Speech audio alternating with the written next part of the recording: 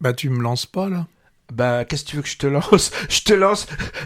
On retourne aux États-Unis, c'est Bah ça? ouais, Pour un titre original, mais un peu énigmatique, le titre original, c'est The Dead Don't Hurt, qu'on pourrait traduire par Les morts ne font pas de mal. Mais en France, les distributeurs ont choisi, c'est jusqu'au bout du monde.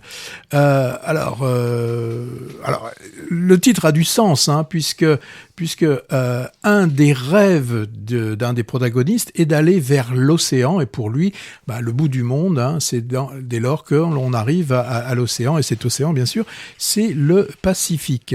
Lui, il s'appelle Holger Olsson.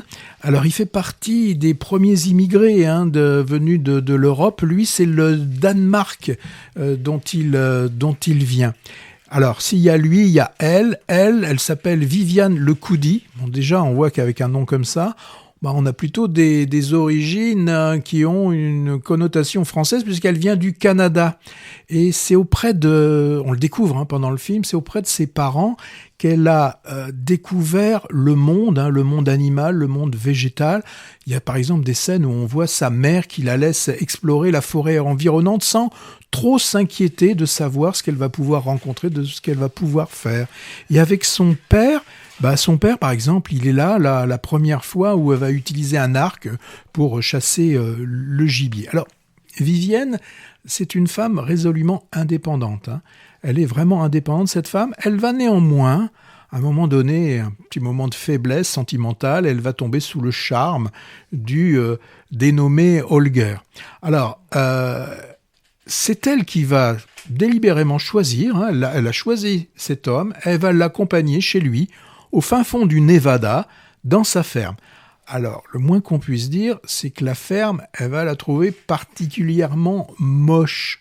Elle va même se poser la question de savoir comment cet homme avait pu trouver un endroit aussi minable. Bon, mais on va découvrir que Vivienne, avec 3 fois rien, elle est capable d'en faire quelque chose, hein.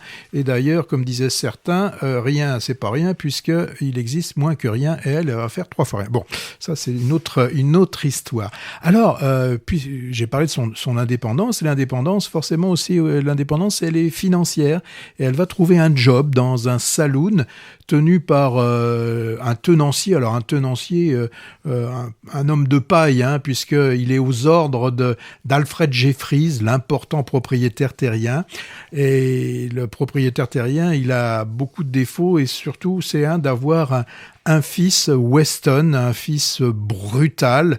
Et pendant le film, on verra que sa brutalité est quasiment sans limite. Alors, si j'en reviens à Holger, donc c'est un mec, hein, testostéroné, et quand on parle de guerre de sécession qui éclate, lui, son premier réflexe, c'est de monter son cheval, y attacher ses fusils, et puis partir à la guerre. Alors, comme beaucoup de ces hommes, et à n'importe quelle époque, pensant que la guerre n'allait pas être bien longue, hein. C'est quand même dingue, les mecs sont pas très très fufutes, hein. Enfin, bon, alors elle va rester seule, attendant le retour du guerrier. Pendant ce temps, elle va rester donc seule, et elle va affronter moult difficultés, et pas des moindres, et je vous en dis pas plus. Alors, ce film, c'est quand même d'une facture assez classique, hein. Le thème, en tout cas, c'est le western. Mais la petite différence, c'est comme on avait eu, quand on se souvenait, avec Johnny Guitar, avec John Crawford, là, c'est la femme, hein, qui mène la diligence. Les hommes, là, dans ce film, ne sont que des petits garçons qui ont mal vieilli, hein. Ils restent fanatiquement attachés à leur revolver, ils ne pensent qu'à s'en servir, et grosso modo, la seule question qui se pose, c'est de savoir qui fait pipi le plus loin, hein. C'est vraiment, les mecs, c'est pas terrible. Alors, Viggo Mortensen réalise et interprète le rôle masculin. Bon, il reste très très attachant, hein. Elle, c'est Vicky Krieps, très bien comme le film. Alors, on pourrait penser, hein, quand on voit ce film, moi, j'ai pensé à des choses comme Out of Africa, un petit peu, hein, pour ce rapport homme-femme, et aussi aussi, avec un héros de beaucoup de western. J'ai pensé à La Route de Madison aussi un petit peu, hein, ce rapport entre cet homme et cette femme. Peut-être moins romanesque quand même, Oui, plus violent aussi. Bon. Alors il y a par contre, il y en a un qui est un peu raté. C'est le méchant, c'est vraiment trop caricatural. Ça, c'est vraiment, c'est dommage parce que il est pas crédible dans. Alors des gros cons, il y en a, mais là, celui-là, je pense qu'ils auraient pu rajouter un peu plus de finesse dans sa cruauté. Voilà, je sais pas, moi, quand je pense à des méchants, dans Il était une fois dans l'Ouest, oui, le père de la fille. Ça va revenir, ça va revenir. Il était Pete Fonda. John, Fonda. Henry Fonda, il y avait quand même ce côté méchant, mais on sentait quand même quelque chose derrière. Bon, film féministe, c'est peut-être un peu dans l'air du temps. Moi, je passais quand même un bon moment dans ce Nevada, même si la ferme était vraiment moche.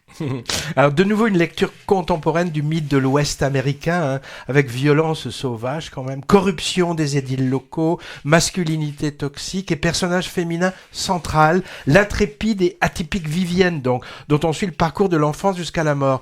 Est-ce que c'est pas vraiment un scoop de dire qu'elle meurt, parce que ce sont les images assez étonnantes de son décès qui ouvrent le film. J'ai trouvé que c'était assez curieux de commencer comme ça. On a affaire aussi à un revenge movie, comme on dit, c'est-à-dire un film de justicieux à l'œuvre pour une vengeance familiale. Alors, tu parlais, il était une fois dans l'Ouest finalement, hein, avec même un classique duel final.